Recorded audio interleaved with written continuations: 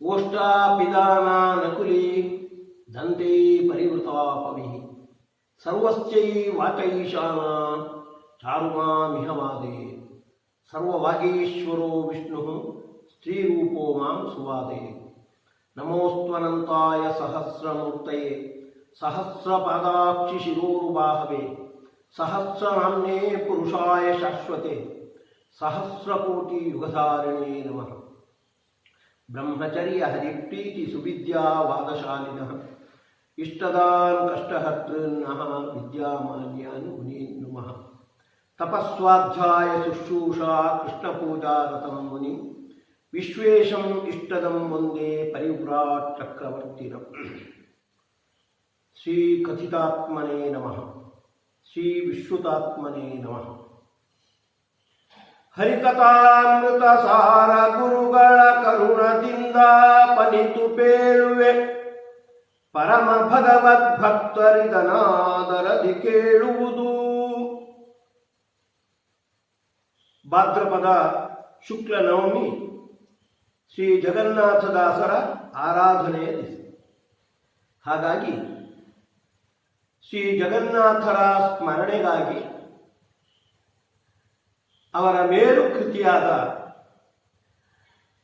ಹರಿಕಥಾಮೃತ ಸಾರದ ಬಗ್ಗೆ, ಅದು ವಿಷ್ಣು ಸಹಸ್ರನಾಮಾರೂಢವಾಗಿ ಚಿಂತನೆಯನ್ನು ನಡೆಸಿ ಶ್ರೀ ಜಗನ್ನಾಥದಾಸರ ಅಂತರ್ಯಾಮಿಯಾದ ಜಗನ್ನಾಥ ವಿಠಲನಿಗೆ ಅರ್ಪಿಸೋಣ.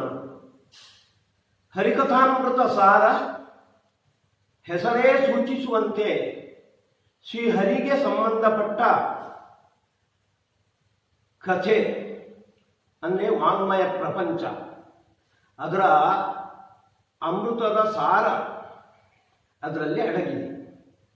ಹಾಗಾಗಿ ಅದರಲ್ಲಿ ನಾವು ವಿಷ್ಣು ಸಹಸ್ರನಾಮಕ್ಕೆ ಸಂಬಂಧಪಟ್ಟ ಚಿಂತನೆಯನ್ನು ನಾವು ನಡೆಸಬೇಕಾಗಿದೆ. ಈ ಹರಿಕಥಾಮೃತ ಸಾರದಲ್ಲಿ ಸಾಮಾನ್ಯವಾಗಿ ಬೇರೆ ಯಾವುದೇ ಕೃತಿಯಲ್ಲಿ ಪ್ರಸ್ತಾವ ಆಗದೇ ಇರುವಷ್ಟು ಸಂಖ್ಯೆಯಲ್ಲಿ ವಿಷ್ಣು ಸಹಸ್ರನಾಮಗಳ ಪ್ರಸ್ತಾವ ಬಂದಿದೆ.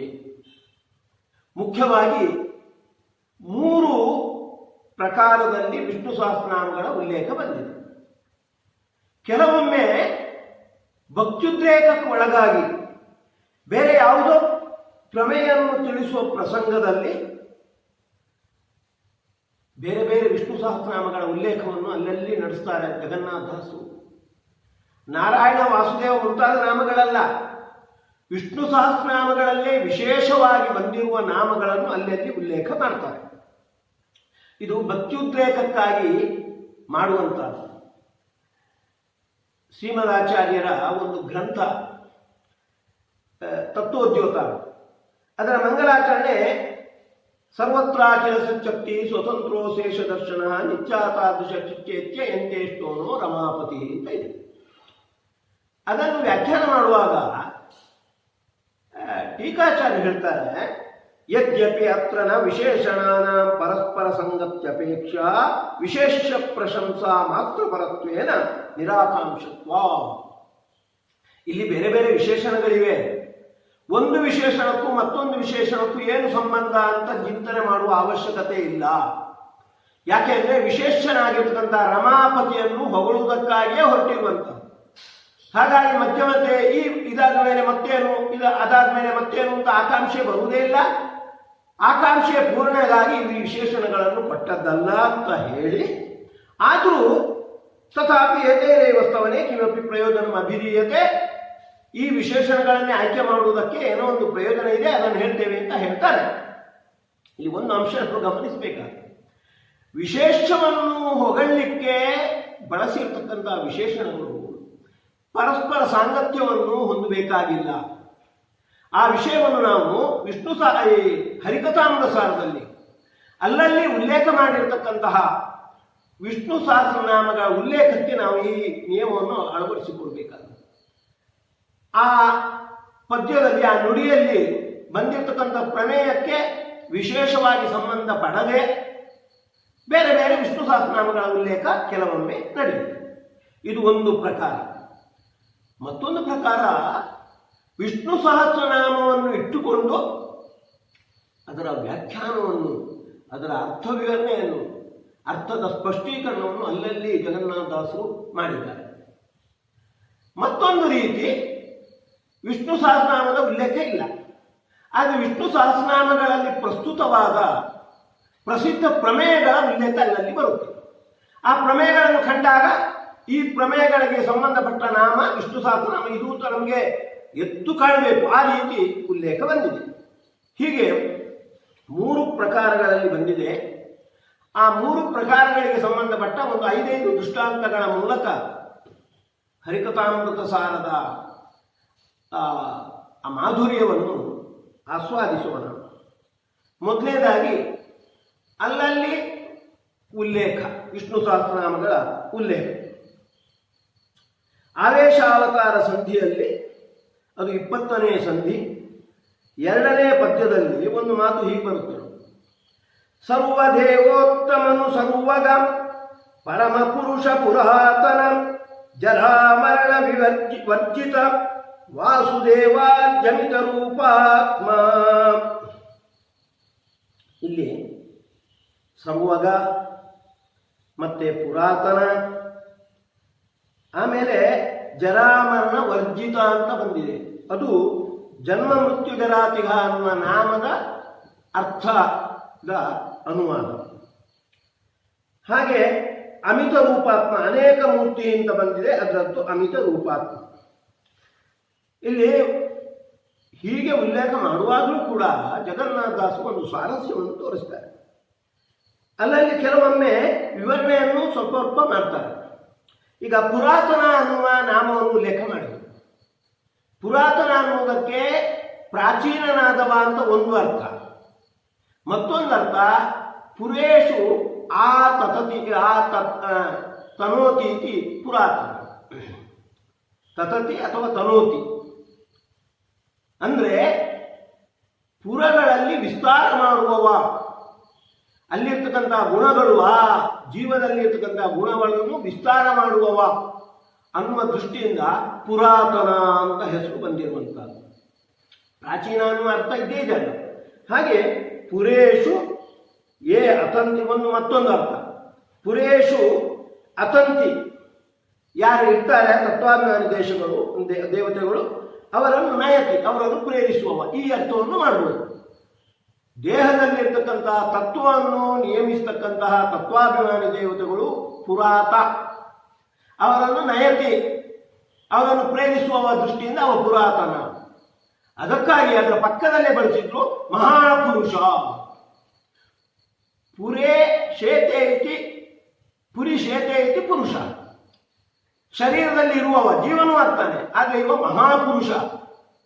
ಇವ ಪುರಾತನನಾಗಿ ಶರೀರದಲ್ಲಿ ಇರುವವ ಅಂತ ಸೂಚನೆ ದೊರಕುವಂತೆ ಮಹಾಪುರುಷ ಪುರಾತನ ಅಂತ ಹೇಳಿ. ಇನ್ನು ಸರ್ವದೇವೋತ್ತಮ, ಭಗವಂತ ಸರ್ವದೇವೋತ್ತಮ ಯಾಕೆ ಅಂದರೆ ಸಂವಗ. ಸಂವಗ ಅನ್ನೋದು ವಿಷ್ಣು ಸಹಸ್ರನಾಮದಲ್ಲಿ ಬಂದಿದೆ. ಸರ್ವಂ ಗಚ್ಚತಿ, ಎಲ್ಲ ಪದಾರ್ಥದಲ್ಲೂ ನಿಯಾಮಕನಾಗಿ ಇರ್ತಾನೆ. ಹಾಗಾಗಿ ಎಲ್ಲ ಪದಾರ್ಥವನ್ನು ನಿಯಮನ ಮಾಡುವವ, ದೇವತೆಗಳನ್ನು ಸೇರಿಸಿ ಪ್ರತಿಯೊಬ್ಬರನ್ನೂ ಕೂಡ ನಿಯಮನ ಮಾಡುವವ. ಸರ್ವಂ ಅವಗಚ್ಚತಿ, ಅದಕ್ಕಾಗಿ ಎಲ್ಲವನ್ನು ತಿಳ್ಕೊಂಡವ, ಎಲ್ಲದರಲ್ಲಿ ನಿಯಾಮಕನಾಗಿರುವವ ಅನ್ನೋದು ಸರ್ವಗದ ಅರ್ಥ. ಸರ್ವದೇವೋತ್ತಮ ಅಂತ ಹೇಳಿರ್ತಕ್ಕಂಥ ಜಗನ್ನಾಥದಾಸರು ಭಗವಂತ ಯಾಕೆ ದೇವೋತ್ತಮ ಅಂದರೆ ಅವ ಸರ್ವಗ, ಎಲ್ಲರನ್ನೂ ನಿಯಮಿಸುವವ, ಎಲ್ಲವನ್ನೂ ಬಲ್ಲವ ಅಂತ ಹೀಗೆ ಮಧ್ಯ ಮಧ್ಯದಲ್ಲಿ ಅದರ ವಿವರಣೆಯೂ ದೊರಕುವಂತೆ ನಾಮಗಳ ಉಲ್ಲೇಖ ನಡೆದಿದೆ. ವಿಭೂತಿ ಸಂಧಿ 5ನೇ ಸಂಧಿ, ಅದರ 33ನೇ ಪದ್ಯ ನೋಡಿ.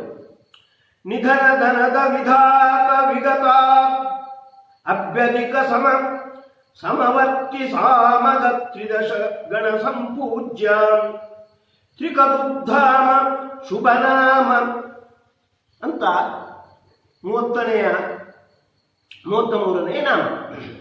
ಇಲ್ಲಿ ವಿಧಾತ ಅನ್ನತಕ್ಕಂಥ ನಾಮ ಅದರ ಉಲ್ಲೇಖ ಬಂದಿದೆ. ಆಮೇಲೆ ಸಮವರ್ತಿ, ಆಮೇಲೆ ಸಾಮಗ, ತ್ರಿಕಕುಬ್ಧಾಮ, ನಿಧಿಯನ್ನೇ ನಿಧನ ಅಂತ ಹೇಳಿ ನಿಧಿರವ್ಯಯ ಅಂತ ವಿಷ್ಣು ಸಹಸ್ರನಾಮದಲ್ಲಿ ಬಂದಿದೆ.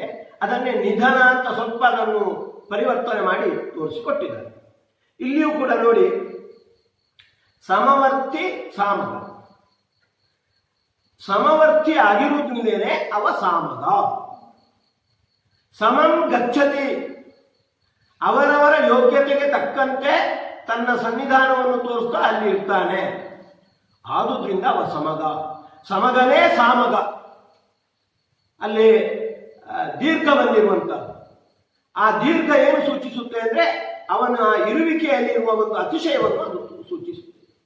ಏನು ಅದು ಅತಿಶಯ ಅಂದ್ರೆ, ಸಮವರ್ತಿ ಅಂತ ಅವನನ್ನು ಕರೆಯುವುದುಂಟು, ಸಮಾನವಾಗಿ ಇರುವುದಲ್ಲ, ಅವರವರ ಯೋಗ್ಯತೆಗೆ ತಕ್ಕಂತೆ ಅಲ್ಲಿ ಇರುವಂಥದ್ದು. ಹಾಗಾಗಿ ಅವರ ಸಮವರ್ತಿ ಆದುದನ್ನೇನೆ ಸಾಮಗ ಅಂತ ಅನಿಸ್ತಾನೆ.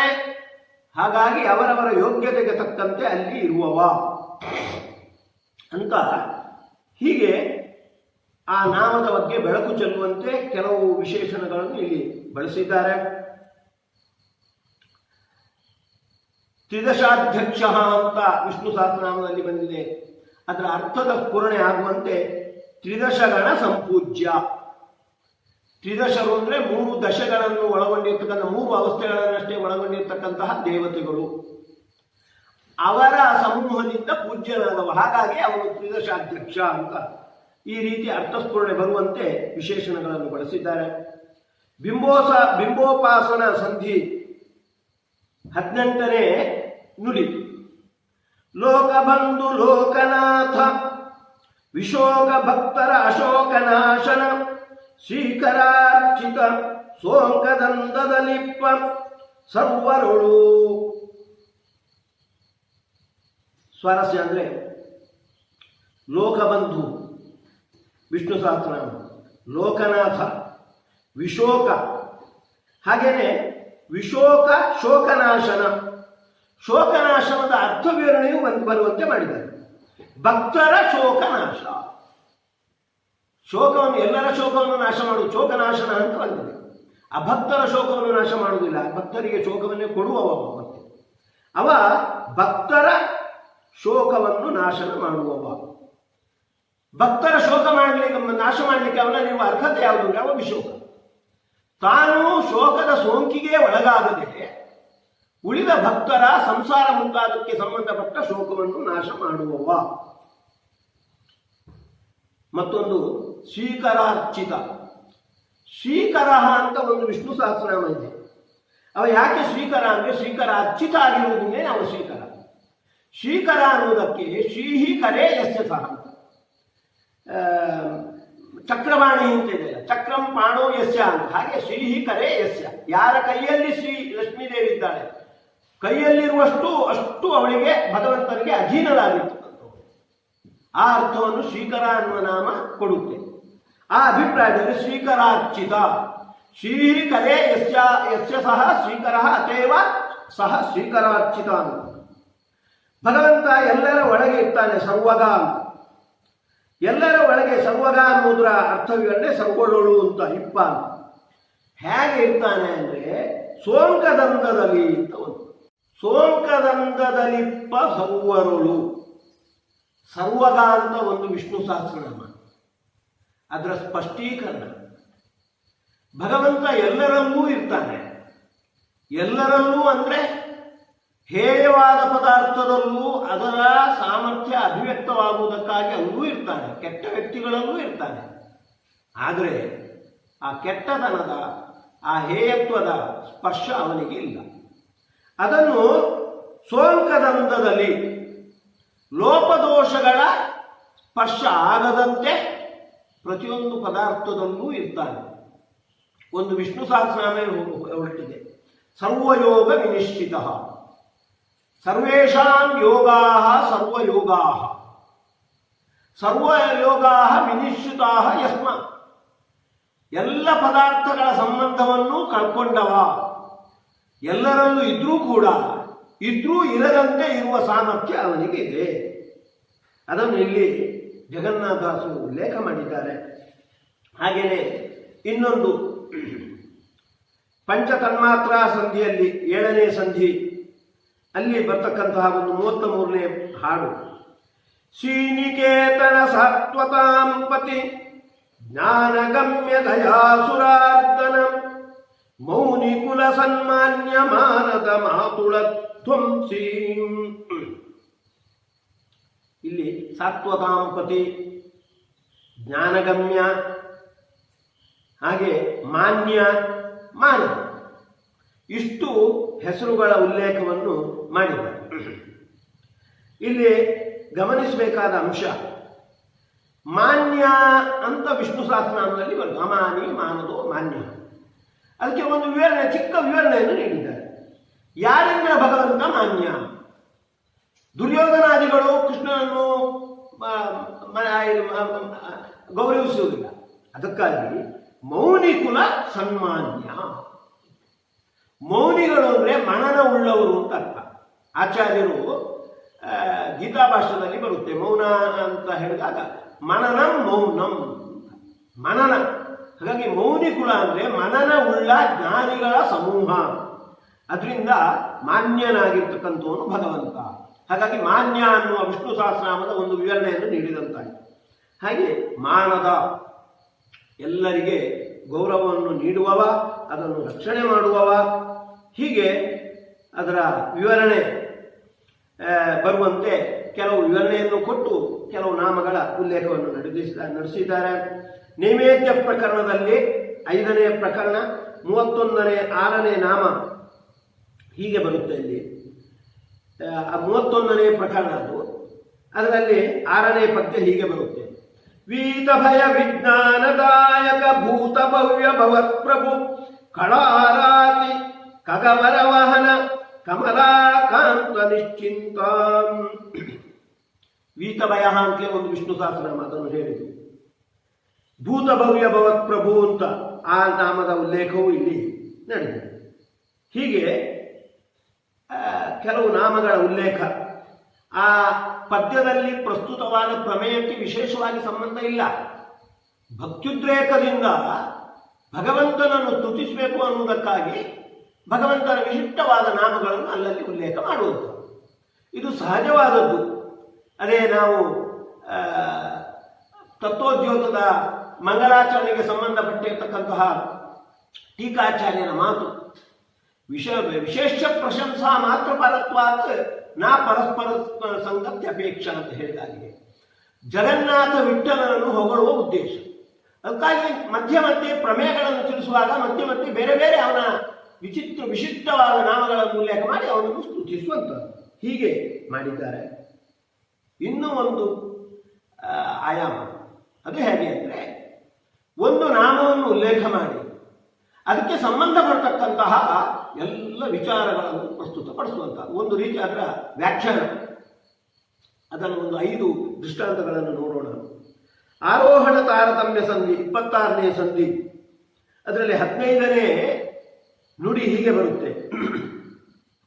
ಸರ್ವದೇವೋತ್ತಮನು ಸರ್ವಗ ಸರ್ವಗುಣ ಸಂಪನ್ನ ಸರ್ವದ ಸರ್ವ ತಂತ್ರ ಸ್ವತಂತ್ರ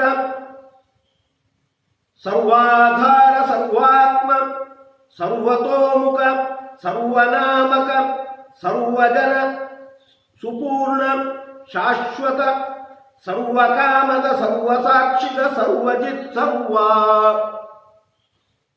ಇದು ಸರ್ವ ಎನ್ನುವ ನಾಮದ ವ್ಯಾಖ್ಯಾನ.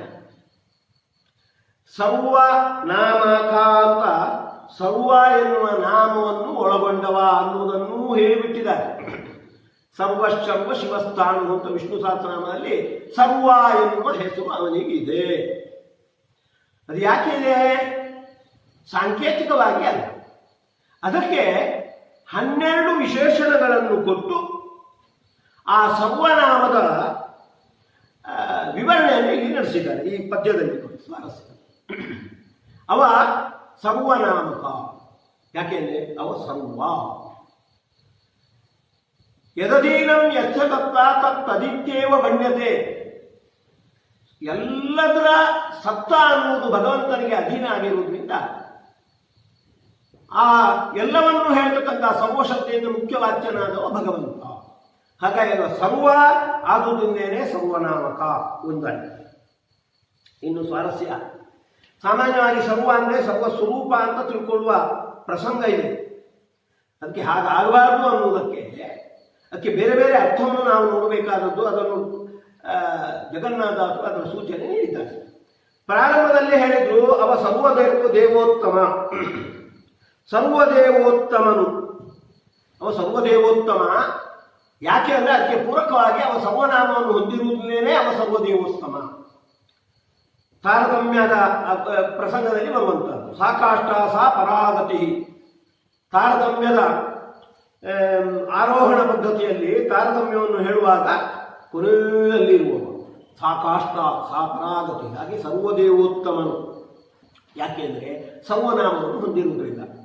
ಯಾಕೆ ಹೊಂದಿದ್ದಾನೆ ಅಂದರೆ ಸರ್ವಸ್ಯ ಸರ್ವದಾ ಜ್ಞಾನ ಸರ್ವಮೇನಂ ಪ್ರಚಕ್ಷತೆ, ಸರ್ವಂ ಸಮಾಪ್ನೋಷಿ ತಥೋಷಿ ಸರ್ವ.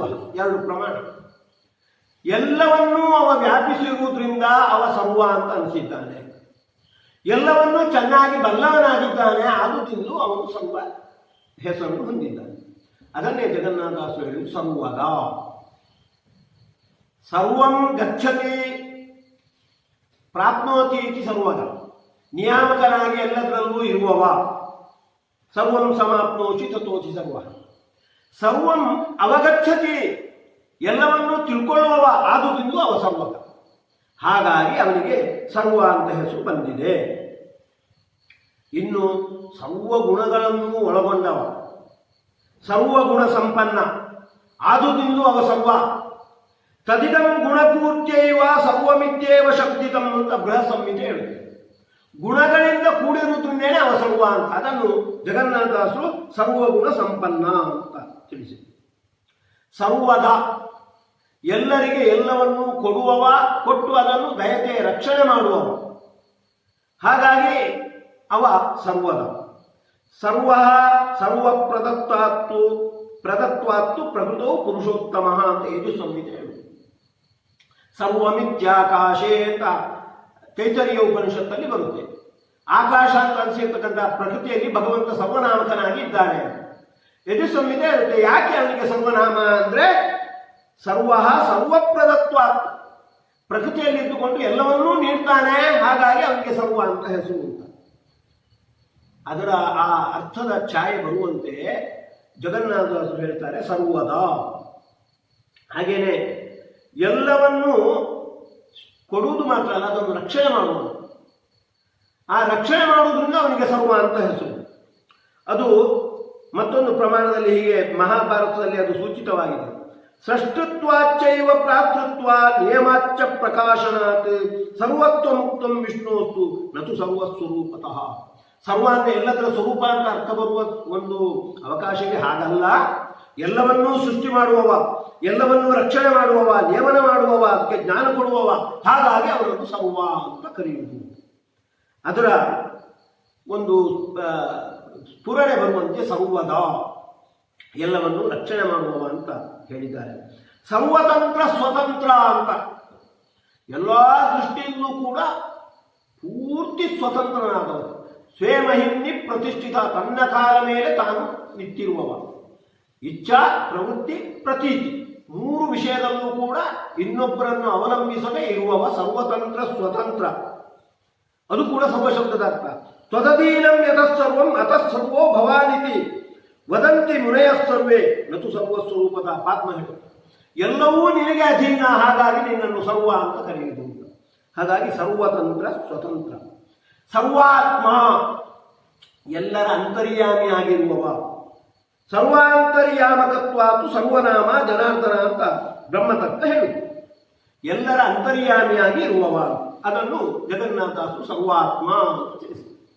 ಹೀಗೆ 12 ವಿಶೇಷಣಗಳಿಂದ ಭಗವಂತನಿಗೆ ಸರ್ವ ಅಂತ ಹೆಸರು ಬರಲಿಕ್ಕೆ ಏನು ಕಾರಣ ಅಂತ ಸೂಚನೆ ಮಾಡಿ ಅವ ಸರ್ವನಾಮಕ, ಆದುದರಿಂದೇನೆ ಸರ್ವದೇವೋತ್ತಮನು ಅಂತ ಅವರು ಅದನ್ನು ಸಾರಿದ್ದಾರೆ. ಇದು ಸರ್ವ ಶಬ್ದದ ಒಂದು ರೀತಿ ವ್ಯಾಖ್ಯಾನ.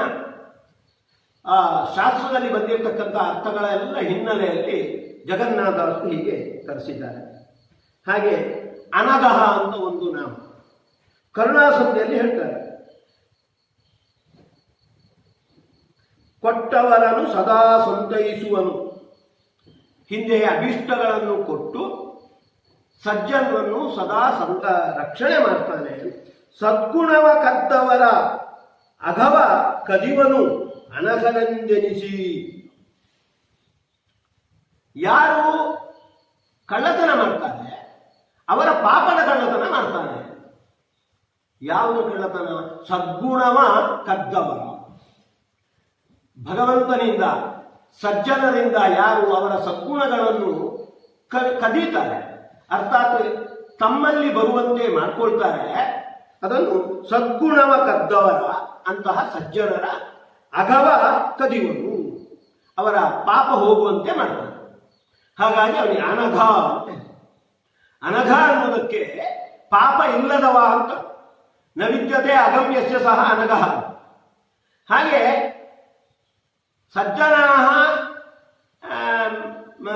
ಸಜ್ಜನೇಶು ಅಗಂ ನ ವಿದ್ಯತೆ ಯಸ್ಮಾತ್. ಸಜ್ಜನರಲ್ಲಿ ಪಾಪ ಬರದಂತೆ ಮಾಡುವವ ಅನ್ನುವ ಅರ್ಥವು ಅದರಿಂದ ಹೊರಡುತ್ತೆ. ತನ್ನಲ್ಲಿ ಪಾಪ ಬರದಂತೆ ಮಾಡುವವ ಆಯಿತು, ಸಜ್ಜನರಲ್ಲಿ ಪಾಪ ಬರದಂತೆ ಮಾಡುವವ ಅನ್ನುವ ಅರ್ಥವು ಹೊರಡುತ್ತೆ. ಅದನ್ನು ಸಜ್ಜನರು ಅನ್ನುವುದನ್ನು ಜಗನ್ನಾಥದಾಸರು ಹೇಗೆ ತಿಳಿಸಿದ್ದಾರೆ ಅಂದ್ರೆ ಸದ್ಗುಣವ ಕದ್ದವರ ಅನ್ನುವ ಶಬ್ದದಿಂದ. ಅವರು ಸಜ್ಜನರು ಯಾಕೆಂದ್ರೆ ಅವರಿಗೆ ಒಂದೇ ಕೆಲಸ, ಆ ಬೇರೆ ಬೇರೆ ಸಜ್ಜನರನ್ನು ಭೇಟಿಯಾಗಿ ಅವರಿಂದ ಸದ್ಗುಣಗಳನ್ನು ತಮ್ಮಲ್ಲಿ ಮೇಳೈಸಿಕೊಳ್ಳುವುದು. ಹಾಗಾಗಿ ಅವರು ಸಜ್ಜನರು. ಹಾಗಾಗಿ ಅವರು ಏನಾದರೂ ಅಪರಾಧಗಳನ್ನು ಆಸುರಿ ಶಕ್ತಿಗಳ ಆಕ್ರಮಣಕ್ಕೆ ಅಪರಾಧ ಮಾಡಿದ್ರೆ ಅದನ್ನು ಪರಿಹಾರ ಮಾಡ್ತಾನೆ. ಅನಘ ಅನ್ನತಕ್ಕಂಥ ನಾಮವನ್ನು ತಮ್ಮ ಯಥಾಯಥ ಉಪಾಸನೆ ತದೇವ ಭವತಿ ಅಂತ. ಅನಘ ಅನಘ ಅಂತ ಉಪಾಸನೆ ಮಾಡಿದರೆ ನಮ್ಮಲ್ಲಿ ಪಾಪವನ್ನು ಪರಿಹಾರ ಮಾಡ್ತಾನೆ ಅನ್ನುವುದನ್ನು ಈ ರೀತಿ ತಿಳಿಸಿಬಿಟ್ಟಿದ್ದಾರೆ. ಹಾಗೇನೆ ಶಿಷ್ಟೇಷ್ಟ ಬಿಟ್ಟವರ ಭವತಾಪದಿಂದಲೇ ಕಟ್ಟುವನು ಬಹು ಕಠಿಣನಿವ. ಶಿಷ್ಟೇಷ್ಟನೆಂದರಿದು ಅನವರತ ಸದ್ಭಕ್ತಿ ಪಾಶದಲ್ಲಿ ಕಟ್ಟುವರ ಭವ ಕಟ್ಟು ಬಿಡಿಸುವವ.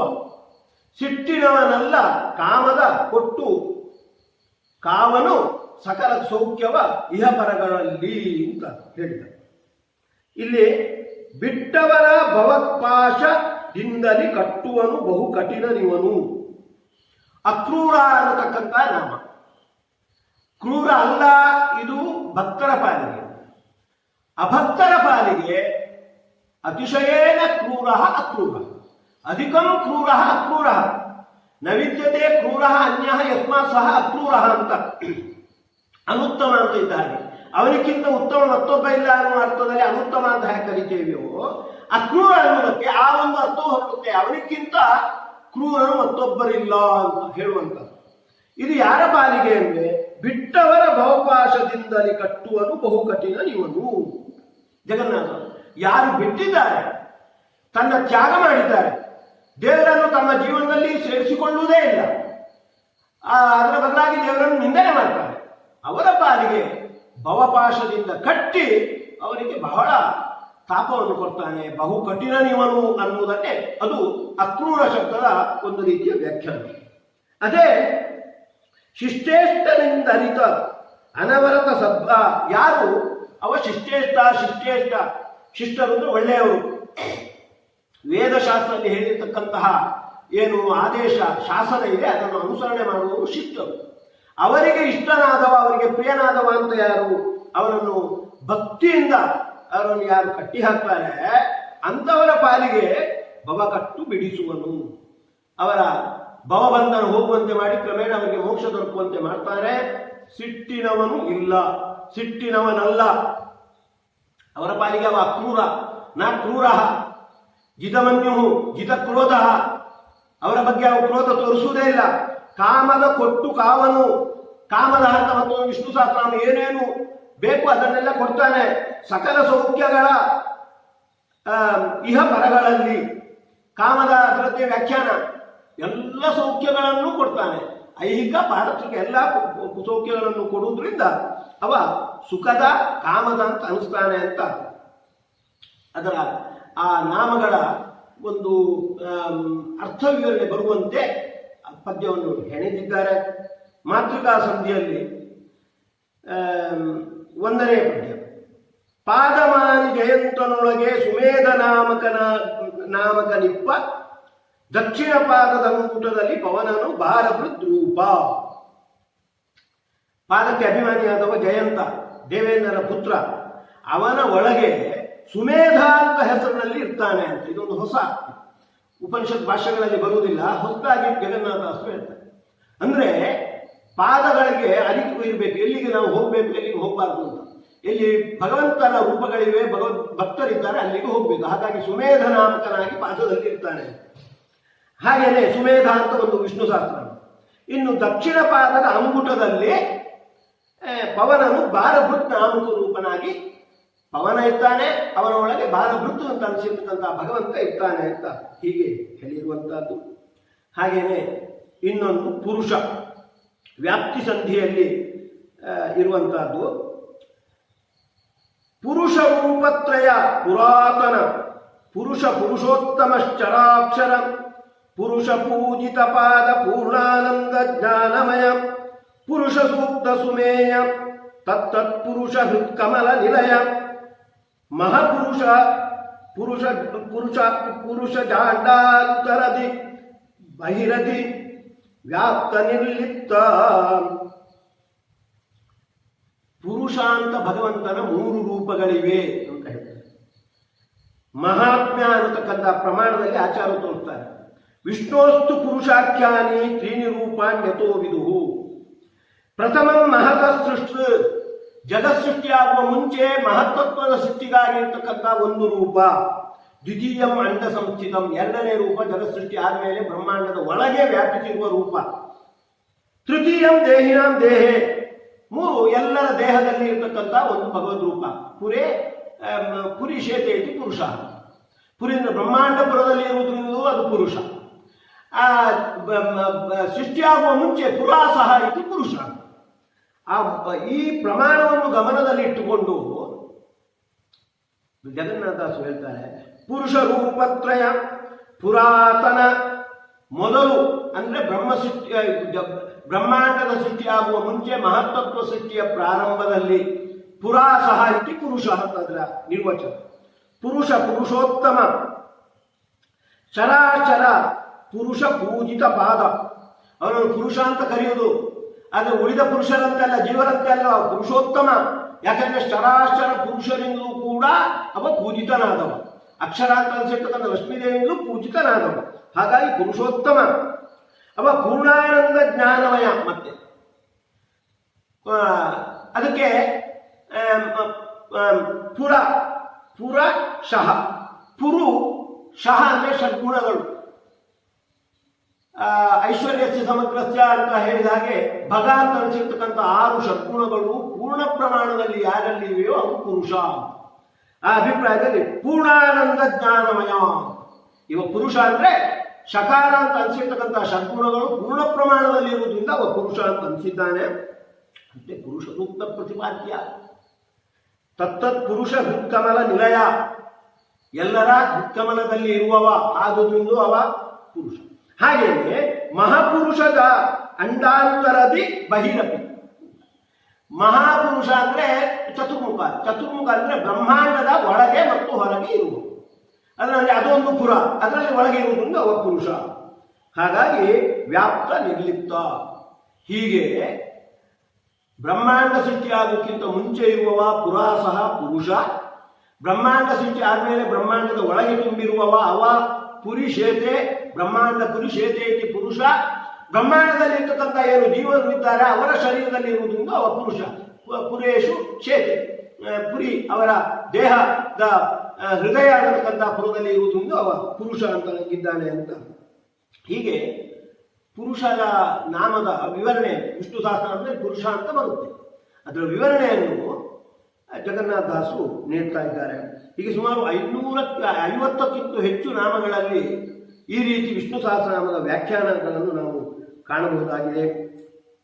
ಹಾಗೇನೆ ಇನ್ನು ಕೆಲವು ಒಂದು ಕ್ರಮ ಹೇಗೆ ಅಂದರೆ, ಆ ಆ ಪದದಲ್ಲಿ ಆ ಪದ್ಯದಲ್ಲಿ ಬಂದಿರತಕ್ಕಂಥ ಪ್ರಮೇಯ ಕಂಡು ಕೂಡಲೇ ನಮಗೆ ಒಂದು ವಿಷ್ಣು ಸಹಸ್ರನಾಮದ ನೆನಪು ಬರಬೇಕು. ಆ ರೀತಿ ಬರ್ತದೆ ನೋಡಿ. ಒಂದು ಬಾಲಕನ ಕರಭಾಷ ಜನನಿ ಕೇಳಿ ಸುಖ ಪಡುವಂತೆ ಲಕ್ಷ್ಮೀ ಲೋಲ ಬಗುತರು ಮಾಡುತ್ತಿಯ ಸಂಸ್ತುತಿಗೆ ಹಿಗ್ಗುವನು. ಮಕ್ಕಳು ತೊದಲು ನುಡಿಯಲ್ಲಿ ಅಮ್ಮ ಅಮ್ಮ ಅಂತ ಹೇಳಿದ್ರೆ ಅಮ್ಮನಿಗೆ ಹೇಗೆ ಸಂತೋಷವಾಗುತ್ತೋ ಹಾಗೆಯೇ ಭಗವಂತನಿಗೆ ಭಕ್ತರು ಹೇಳಿರ್ತಕ್ಕಂಥ ಸ್ತುತಿಯನ್ನು ಕೇಳಿ ಅವ ಸಂತೋಷ ಪಡ್ತಾನೆ. ವಾಸ್ತವವಾಗಿ ಅವ ಲಕ್ಷ್ಮೀ ಲೋಲ, ಲಕ್ಷ್ಮೀದೇವಿಗೆ ಅತ್ಯಂತ ಪ್ರಿಯನಾದವ. ಲಕ್ಷ್ಮೀದೇವಿ ಅನಂತ ವೇದಗಳ ಮೂಲಕ ಅವಳು ವೇದಾಭಿಮಾನಿ, ವೇದಗಳ ಮೂಲಕ ಅವನನ್ನು ಸ್ತುತಿ ಮಾಡ್ತಾ ಇರ್ತಾಳೆ. ನಮ್ಮ ಸ್ತುತಿಯನ್ನು ಕೇಳಿ ಸಂತೋಷ ಪಡುವ ಅವಶ್ಯಕತೆ ಇಲ್ಲ. ನಮ್ಮ ಮೇಲೆ ಅನುಗ್ರಹ ಮಾಡುವುದಕ್ಕಾಗಿ, ಮಗುವಿನ ಮೇಲೆ ಅನುಗ್ರಹ ಮಾಡುವುದಕ್ಕಾಗಿ ತಾಯಿ ಹೇಗೆ ಅದರ ತೊದಲು ನುಡಿಯ ಮಾತನ್ನು ಕೇಳ್ತಾಳೋ ಆ ರೀತಿ ಕೇಳುವಂತಹದ್ದು ಇದು ಸ್ತವಪ್ರಿಯ ಅನ್ನತಕ್ಕಂಥ ವಿಷ್ಣು ಸಹಸ್ರನಾಮದ ವ್ಯಾಖ್ಯಾನ. ಸಾಮಾನ್ಯವಾಗಿ ಸ್ತವಪ್ರಿಯ ಅಂದ ಕೂಡಲೇ ತನ್ನ ಸ್ತುತಿಯನ್ನು ಪ್ರೀತಿ ಪಡುವವ, ಸ್ತುತಿಯಿಂದ ಪ್ರೀತಿ ಪಡುವವ ಅಂತ ಅವನ ಮೇಲೆ ಒಂಥರ ಕೆಟ್ಟ ಭಾವನೆ ಬರುತ್ತೆ. ಆದರೆ ಇದು ಭಗವಂತನ ಔದಾರ್ಯವನ್ನು ತೋರಿಸುವಂತ. ಅವನಿಗೆ ನಮ್ಮ ಸ್ತುತಿಯಿಂದ ಸಂತೋಷ ಪಡುವ ಅವಶ್ಯಕತೆ ಇಲ್ಲ. ಅದು ನಮ್ಮ ಮೇಲೆ ಅನುಗ್ರಹದಿಂದ ಅವ ಆ ಒಂದು ಗುಣವನ್ನು ಅಳವಡಿಸಿಕೊಂಡದ್ದು ಅಂತ ತಾಯಿಯ ದೃಷ್ಟಾಂತ ಕೊಟ್ಟು ಆ ಜಗನ್ನಾಥದಾಸರು ಅದನ್ನು ಸ್ತುತಿಸಿದ್ದಾರೆ. ಇನ್ನೊಂದು ಸದಾಯೋಗಿ, ಯಾವತ್ತೂ ನಮ್ಮ ಜೊತೆಗೇ ಇರುವವ. ಹರಿ ತನ್ನವರ ಅರೆಗಳಿಗೆ ಬಿಟ್ಟಗಲನು, ತನ್ನವರನ್ನು ಅರೆಗಳಿಗೆ ಬಿಟ್ಟವನು. ಕಣ್ಣಿಗೆ ರೆಪ್ಪೆ ಅಂತದಿ ಅಂತ ಹೇಳಿದಾಗೆ, ಕಣ್ಣಿನ ಇದು ರೆಪ್ಪೆ ಇದಕ್ಕೆ ಎವೆ ಅಂತದಿ, ನಮ್ಮ ಜೊತೆಗೇ ಇರುವವ. ಅರೆ ಕ್ಷಣ ಬಿಟ್ಟಾಗಲ ತನ್ನವರನ್ನು ಅಂತ ಮತ್ತೊಂದು ಕಡೆ ಹೀಗೆ ಬಂದಿರುವಂತಹದ್ದು. ಹಾಗೆ ಮತ್ತೊಂದು ಅನರ್ಥ, ಸ್ವಪ್ರಯೋಜನ ರಹಿತ ಅಂತ. ಅರ್ಥೋನರ್ಥೋ ಮಹಾಕೋಶ ಅಂತ ಬರುತ್ತೆ. ಅವ ಎಲ್ಲರಿಂದಲೂ ಪ್ರಾರ್ಥಿಸಲ್ಪಡುವವ, ಹಾಗಂತ ಅನರ್ಥ. ಅನರ್ಥ ಅನ್ನೋದಕ್ಕೆ ತನಗೆ ಯಾವುದೇ ತನ್ನ ಪ್ರಯೋಜನ ಇಲ್ಲದೆ ಎಲ್ಲವನ್ನೂ ಮಾಡುವವ ಅಂತ. ಅದರ ಮೇಲೆ ಬೆಳಕು ಚೆಲ್ಲುವಂತೆ ಜಗನ್ನಾಥದಾಸರು ಹೇಳ್ತಾರೆ ಸ್ವಪ್ರಯೋಜನ ರಹಿತ ಅಂತ ಹೇಳ್ತಾ ಇದ್ದಾರೆ. ಹಾಗೆ ರೀತಿ ಅನ್ನಾದ ನಾಮದ ಅರ್ಥ ಸ್ಫುರಣೆ ಬರುವಂತೆ ಒಂದು ನಾಮ ಹೇಳ್ತಾ ಇದ್ದಾರೆ. ಗರ್ಭಿಣಿ ಸ್ತ್ರೀ ಉಂಡ ಭೋಜನ, ಗರ್ಭಗತ ಶಿಶು ಉಂಬ ತೆರೆದಲ್ಲಿ ನಿರ್ಭಯನು ತಾನುಂಡು ಉಣಿಸುವನು ಸರ್ವ ಜೀವರಿಗೆ. ಅನ್ನಂ ಅತ್ತೀತಿ ಅನ್ನಾದ, ಅನ್ನಂ ಆದಯತೀತಿ ಅನ್ನಾದ. ತಾನು ಉಂಟಾನೆ ಸಾರಭಾಗ, ಉಳಿದ ಅಂಶ ಆ ಜೀವನಿಗೂ ಅದರ ಒಂದು ಅಂಶ ದೊರಕುವಂತೆ ಮಾಡ್ತಾನೆ. ಇದು ಹೇಗೆ? ಒಮ್ಮೆಲೆ ನಾವು ಉಣ್ಣುವುದು, ಆಗ ಒಂದು ಅಂಶ ಅದರ ಸಾರಭಾಗ ತಾನು ಸ್ವೀಕಾರ ಮಾಡಿ ಒಂದು ಅಂಶ ನಮಗೂ ದೊರಕುವಂತೆ ಹೇಗೆ ಮಾಡ್ತಾನೆ? ಅದನ್ನು ಒಂದು ದೃಷ್ಟಾಂತ, ಗರ್ಭಿಣಿ ಸ್ತ್ರೀಯ ದೃಷ್ಟಾಂತ ಕೊಟ್ಟು ಜಗನ್ನಾಥದಾಸರು ಹೇಳ್ತಾರೆ. ಗರ್ಭಿಣಿ ಸ್ತ್ರೀ ಉಂಡ ಭೋಜನ ಅವಳಿಗೆ ಮಾತ್ರ ಅಲ್ಲ, ಗರ್ಭಗತ ಶಿಶುವಿಗೂ ಕೂಡ ಅದು ತಲುಪುತ್ತೆ. ಹಾಗೆಯೇ ಭಗವಂತ ತಾನು ಸಾರಭಾಗವನ್ನು ಊಟ ಮಾಡಿ ಮತ್ತೆ ಅದರ ಒಂದು ಭಾಗ ಸರ್ವಜೀವರಿಗೆ ಬರುವಂತೆ ಮಾಡ್ತಾನೆ. ಶ್ರೋತ್ರಂ ಚಷ್ಟು ಸ್ಪರ್ಶನಂಚ ರಸನಂ ಘ್ರಾಣಮೇವಚ ಅಧಿಷ್ಠಾಯ ಮನಶ್ಚಾಯ ವಿಷಯ ಉಪಸೇವತೆ ಅಂತ ನಮ್ಮ ಎಲ್ಲ ಇಂದ್ರಿಯಗಳಲ್ಲಿ ತಾನಿದ್ದುಕೊಂಡು ಆಯಾ ವಿಷಯ ಪದಾರ್ಥವನ್ನು ತಾನು ಅದರ ಸಾರಭಾಗವನ್ನು ಸ್ವೀಕಾರ ಮಾಡಿ ಒಂದು ಅಂಶ ನಮಗೂ ದೊರಕುವಂತೆ ಮಾಡ್ತಾನೆ. ಇದು ಹೇಗೆ ಅಂದರೆ ಅದಕ್ಕೆ ಜಗನ್ನಾಥದಾಸರು ಹೇಳುವಂತಹದ್ದು ಗರ್ಭಿಣಿ ಸ್ತ್ರೀಯಂತೆ ಅಂತ. ಅನ್ನಾದ ನಾಮದ ಮೇಲೆ ಬೆಳಕು ಚೆಲ್ಲುವಂತೆ ಈ ಪದ್ಯವನ್ನು ರಚನೆ ಮಾಡಿದ್ದಾರೆ. ಹಾಗೆ ಇನ್ನೊಂದು ಆನಂದೋ ನಂದನೋ ನಂದಹ, ನಂದನಃ ಅಂತ ಅವನಿಗೆ ಮಗುವಿನಂತೆ ಇರುವವ, ಮಗನಂತೆ ಇರುವವ. ಅದರ ಮೇಲೆ ಒಂದು ಬೆಳಕು ಚೆಲ್ಲುವಂತೆ ಒಂದು ಪದ್ಯವನ್ನು ಹೆಣೆದಿದ್ದಾರೆ ಜಗನ್ನಾಥದಾಸರು.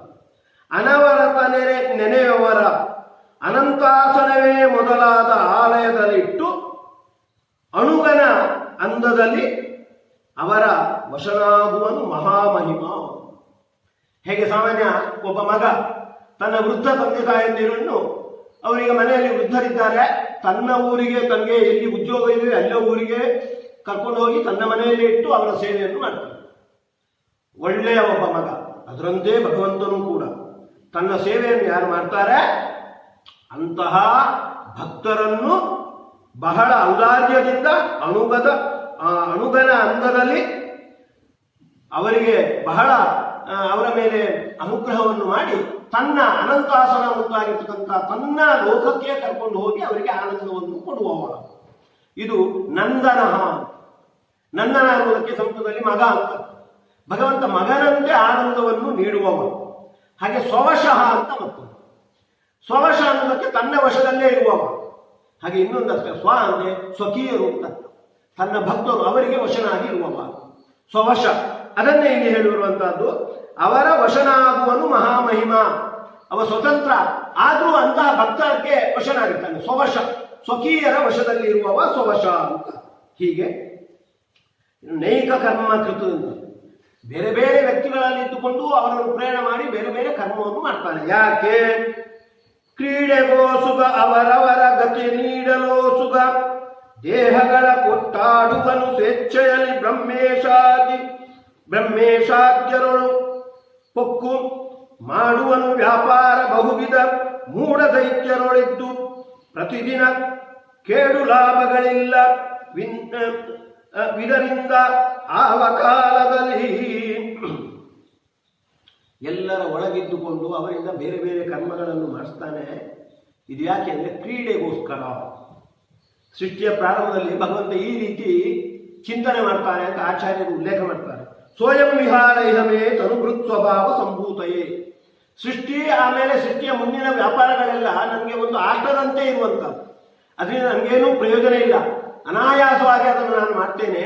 ಆದರೆ ಆಯಾ ವ್ಯಕ್ತಿಗಳ ಸ್ವಭಾವದ ಅಭಿವ್ಯಕ್ತಿಗಾಗಿ ಅಂತ ಆ ಮಾತಿನ ಮೇಲೆ ಬೆಳಕು ಚೆಲ್ಲುವಂತೆ ನೈಕ ಕರ್ಮ ಅನೇಕ ಕರ್ಮಗಳನ್ನು ಮಾಡ್ತಾನೆ. ಯಾಕೆ ಅಂದರೆ ಕ್ರೀಡೆಗೋಸ್ಕರ, ತನ್ನ ವಿಹಾರ ರೂಪದಲ್ಲಿ ಅವರವರ ಗತಿ ನೀಡಲು, ಅವರ ಸ್ವಭಾವ ಅಭಿವ್ಯಕ್ತವಾಗಿ ಅವರಿಗೆ ಯೋಗ್ಯವಾದ ಗತಿ ದೊರಕಲಿ ಅಂತ ದೇಹಗಳನ್ನು ಕೊಟ್ಟು ಅವರ ಒಳಗಿದ್ದುಕೊಂಡು ಬೇರೆ ಬೇರೆ ವ್ಯಾಪಾರವನ್ನು ಮಾಡ್ತಾನೆ.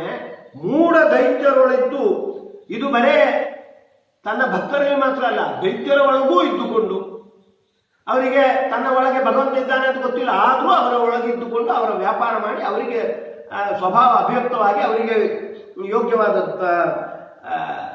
ಗತಿ ದೊರಕುವಂತೆ ಮಾಡ್ತಾನೆ. ಇದು ನೈಕ ಕರ್ಮ ಕೃತ ಅನ್ನತಕ್ಕಂಥ ವಿಷ್ಣು ಸಹಸ್ರನಾಮದ ವ್ಯಾಖ್ಯಾನ ರೂಪದಲ್ಲಿ ಇರುವಂತಹದ್ದು. ಹೀಗೆ ಹರಿಕಥಾಮೃತ ಸಾರದಲ್ಲಿ 3 ಪ್ರಕಾರಗಳಲ್ಲಿ ಜಗನ್ನಾಥದಾಸರು ಅಲ್ಲಲ್ಲಿ ವಿಷ್ಣು ಸಹಸ್ರನಾಮವನ್ನು ಉಲ್ಲೇಖ ಮಾಡಿದ್ದಾರೆ. ಪ್ರಾಯಶಃ ಬೇರೆ ಯಾವ ಕೃತಿಯಲ್ಲೂ ಕೂಡ ಇಷ್ಟು ವಿಷ್ಣು ಸಹಸ್ರನಾಮಗಳ ಉಲ್ಲೇಖ ಬರಲಿಕ್ಕೆ ಸಾಧ್ಯ ಇಲ್ಲ, ಅಷ್ಟು ವಿಷ್ಣು ಸಹಸ್ರನಾಮ.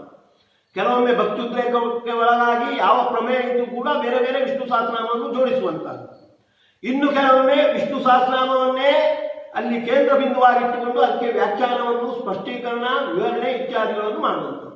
ಮತ್ತೆ ಕೆಲವೊಮ್ಮೆ ವಿಷ್ಣು ಸಹಸ್ರನಾಮಗಳನ್ನು ಮನಸ್ಸಲ್ಲಿ ಇಟ್ಟುಕೊಂಡು ಅದಕ್ಕೆ ಆ ವಿಷ್ಣು ಸಹಸ್ರನಾಮದ ಅರ್ಥದ ಮೇಲೆ ಬೆಳಕು ಚೆಲ್ಲುವಂತೆ ಪ್ರಮೇಯಗಳನ್ನು ಪ್ರಸ್ತುತಪಡಿಸುವಂಥದ್ದು. ಹೀಗೆ 3 ಪ್ರಕಾರಗಳಲ್ಲಿ ವಿಷ್ಣು ಸಹಸ್ರನಾಮದ ಮೇಲೆ ಚೆನ್ನಾಗಿ ಬೆಳಕು ಚೆಲ್ಲಿದ್ದಾರೆ ಹರಿಕಥಾಮೃತ ಸಾರದಲ್ಲಿ ಜಗನ್ನಾಥದಾಸರು. ಅದನ್ನು ಕಥಿತ ಹಾಗೂ ವಿಷ್ಣುತಾತ್ಮ, ಕಥಿತ ಅಂತ 852ನೇ ನಾಮ, ಕಥಿತಾಯ ನಮಃ. ಹಾಗೆ ವಿಷ್ಣುತಾತ್ಮನೇ ನಮಃ 207ನೇ ನಾಮ. ಭಗವಂತ ವಿಷ್ಣು ಸಹಸ್ರನಾಮಗಳಲ್ಲಿ ಬರೇ ಮಹಾಭಾರತದಲ್ಲಿ ಮಾತ್ರ ಅಲ್ಲ, ಬೇರೆ ಬೇರೆ ಗ್ರಂಥದಲ್ಲೂ ಕೂಡ ಹೇಳಲ್ಪಟ್ಟಿದ್ದಾನೆ. ಕಥಿತ ಅಂತ ಹೇಳಲ್ಪಟ್ಟಿದ್ದಾನೆ. ಜಗನ್ನಾಥದಾಸರ ಹರಿಕಥಾಮೃತ ಸಾರದಲ್ಲೂ ಕಥಿತ ವಿಷ್ಣು ಸಹಸ್ರನಾಮಗಳ ಮೂಲಕ ಹೇಳಲ್ಪಟ್ಟಿದ್ದಾನೆ. ಹಾಗೆ ವಿಷ್ಣುತಾತ್ಮ, ಪ್ರಸಿದ್ಧವಾದ ವಿಷ್ಣುತ ಅಂದ್ರೆ ಪ್ರಸಿದ್ಧವಾದ ಸ್ವರೂಪವುಳ್ಳವ. ಹರಿಕಥಾಮೃತ ಸಾರದಲ್ಲೂ ಕೂಡ ಕನ್ನಡದ ಕೃತಿಯಾಗಿರ್ತಕ್ಕಂತಹ ಹರಿಕಥಾಮೃತ ಸಾರದಲ್ಲೂ ಕೂಡ ವಿಷ್ಣುತವಾದ ಆತ್ಮ ವಿಷ್ಣು ಸಹಸ್ರನಾಮದ ಮೂಲಕ ಅವನ ಸ್ವರೂಪ ಅಲ್ಲಿ ಪ್ರಸಿದ್ಧಿಗೆ ಬಂದಿದೆ ಅನ್ನುವ ಅರ್ಥದ ಹಿನ್ನೆಲೆಯಲ್ಲಿ ಕಥಿತಾಯ ನಮಃ, ವಿಷ್ಣುತಾತ್ಮನೇ ನಮಃ ಅಂತ ಭಗವಂತನನ್ನು ನಾವು ಸ್ತುತಿಸೋಣ. ವಿಷ್ಣು ಸಹಸ್ರನಾಮ ಹೇಳುವಾಗ ಜಗನ್ನಾಥದಾಸರ ಮಾತುಗಳನ್ನು ಕೂಡ ನೆನಪಿಸಿಕೊಂಡು ಆ ಮಾತುಗಳ ಹಿನ್ನೆಲೆಯಲ್ಲಿ ಆ ಸಹಸ್ರನಾಮಗಳಿಗೆ ಒಳ್ಳೊಳ್ಳೆ ಅರ್ಥಚಿಂತನೆ ಬರುವಂತೆ ಮಾಡಿ ಆ ಅರ್ಥಚಿಂತನೆಯ ಹಿನ್ನೆಲೆಯಲ್ಲಿ ವಿಷ್ಣು ಸಹಸ್ರನಾಮವನ್ನು ಹೇಳ್ತಾ ವಿಷ್ಣುವಿನ ಅನುಗ್ರಹಕ್ಕೆ ಪಾತ್ರರಾಗೋಣ. ಯತ್ ಸರ್ವಗುಣ ಸಂಪೂರ್ಣ ಸರ್ವದೋಷ ವಿವರ್ಜಿತ ಪ್ರಿಯತಾಂ ಪ್ರೀತೇವಾಲಂ ವಿಷ್ಣುರ್ಮೇ ಪರಮಸ್ವರತ್ ನಾಹಂ ಕರ್ತಾ ಹರಿಕರ್ತಾ ತತ್ಪೂಜಾ ಕರ್ಮಚಾಖಿಲಂ ತಥಾಪಿ ಮತ್ಕೃತಾ ಪೂಜಾ ತತ್ಪ್ರಸಾದೇನ ನಾನ್ಯಥಾ ತದ್ಭಕ್ತಿ ತತ್ಫಲಂ ಮಖ್ಯಂ ತತ್ಪ್ರಸಾದ ಪುನಃ ಪುನಃ ಕರ್ಮನ್ಯಾಸೋ ಹರಾವೇವಂ ವಿಷ್ಣು ತೃಪ್ತಿಕರ ಸದಾ. ಶ್ರೀಕೃಷ್ಣಾರ್ಪಣಮಸ್ತು, ಶ್ರೀಕೃಷ್ಣಾರ್ಪಣಮಸ್ತು, ಶ್ರೀಕೃಷ್ಣಾರ್ಪಣಮಸ್ತು. ಲೋಕಾ ಸಮಸ್ತಾಃ ಸುಖಿನೋ ಭವಂತು.